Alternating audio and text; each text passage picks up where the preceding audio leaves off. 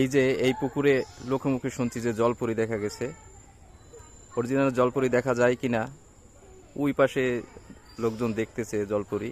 আমরা একটু দেখার চেষ্টা করি অরিজিনালে জলপরি আছে কিনা, আপনাদেরও দেখাই। হ্যাঁ, ওই যে জলপরি। আসলে জলপরি বলতে তো কিছু নেই, সবই কাল্পনিক।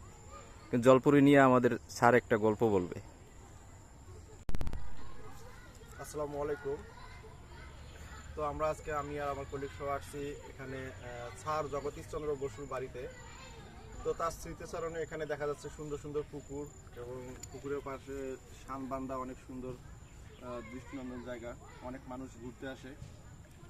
তো তার এই পুকুর পাড়ে আইসা পুকুরের একটা গল্প মনে পড়ে গেল।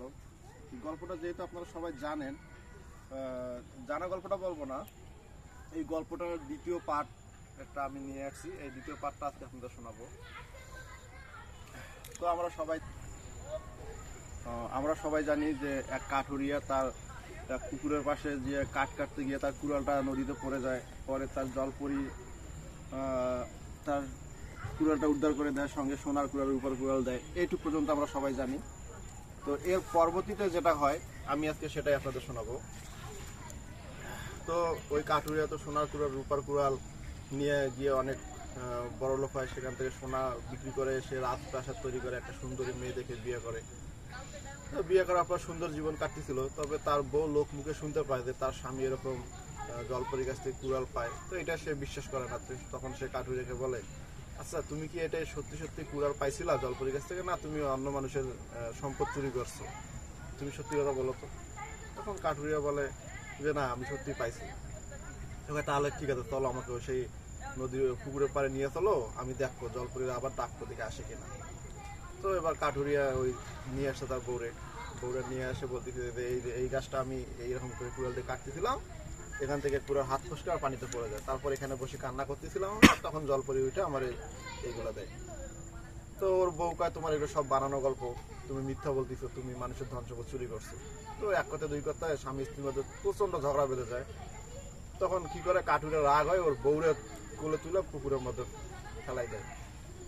বউ তো সাঁতার জানান, ডুবে গেছে। তো এবার ওই কাঠুরিয়া পাড়ে বসে কান্না করতেছে, আহা আমার বউ ডুবে মারা গেল, কেউ বাঁচাও কেউ বাঁচাও, এরকম করে চিল্লাচ্ছে। তখন কি হলো, অদৃশ্য হয়ে আবার জলপরি উঠে আসলো পুকুর থেকে উঠে এসে বলে দিচ্ছে, কি ব্যাপার কাঠুরিয়া, তুমি আবার কান্না করতেছো, এবার কি তোমার কুড়াল পড়ছে? তো কয়, না জলপরি, আমার তো বউ পড়ে গেছে। তখন জলপরি ডুব দিচ্ছে পানির মধ্যে, ডুব দিয়ে একটা অনেক সুন্দর, ওর বউর চেয়ে অনেক সুন্দরী একটা মেয়ে তুলে নিয়ে আসছে। নিয়ে এসে বলছে, কাঠুরিয়া দেখো তো, এটা কি তোমার বউ? তো এবার কাঠুরিয়া বলছে, জি জি জি জলপরি, এটাই আমার বউ।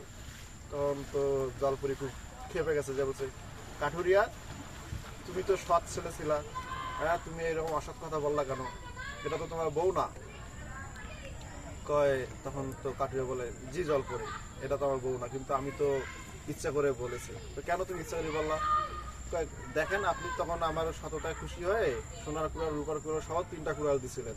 এখন আমি যদি বলি যে এই বউ আমার না, তখন আপনি এর চেয়ে কম সুন্দর একটা তুলবেন, 3 নম্বর বলে আমার বউটা তুলবেন। তো আপনি তো এবারও সততা আমার খুশি মুগ্ধ হয়ে আপনি আপনার কি করবেন, আমার 3টা বউ দিয়ে দেবেন। তখন তো আমি 3টা বউ পালতে পারবো না, এই জন্য আমি এটাই বলছি যে এটাই আমার বউ। তখন জলপরি বলে যে ঠিক আছে, তুমি আসলে এবারও সততার পরিচয় দিতে, এই জন্য তোমাকে আমি এই বউ সহ তোমার বউ আসল বউ সহ দিয়ে দিলাম। জলপরি সহ 2টা বউ তারা দিয়ে দিলাম। কাঠুরিয়া হাসতে হাসতে 2 মরিয়া বাসায় চলে আসে।